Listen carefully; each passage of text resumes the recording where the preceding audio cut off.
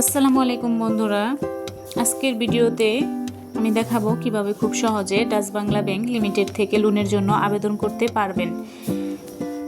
কি কি কাগজ লাগবে, কত টাকা পর্যন্ত লোন পাওয়া যায়, কারা আবেদন করতে পারবেন এবং কিভাবে দ্রুত অনুমোদনের সুযোগ বাড়াবেন, সবকিছু সহজ ভাষায় জানাবো, তাই ভিডিওটি শেষ পর্যন্ত দেখুন।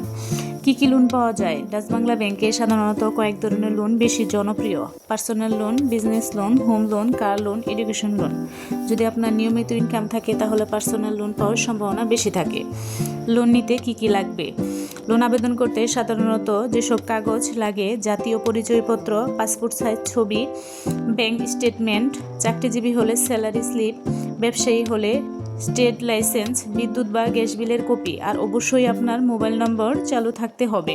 আবেদন করার নিয়ম। এখন কথা বলি আবেদন করার নিয়ম নিয়ে।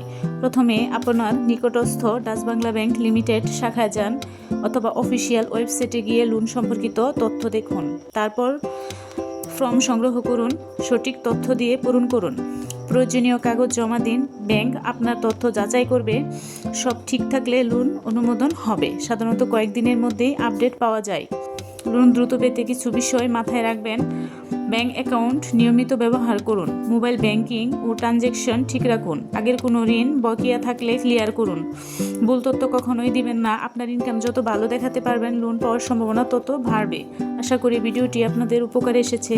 ভিডিওটি ভালো লাগলে লাইক দিন, বন্ধুদের সাথে শেয়ার করুন এবং এমন আরও সহজ ব্যাংকিং টিউটোরিয়ালের জন্য চ্যানেলটি সাবস্ক্রাইব করুন। আল্লাহ হাফেজ।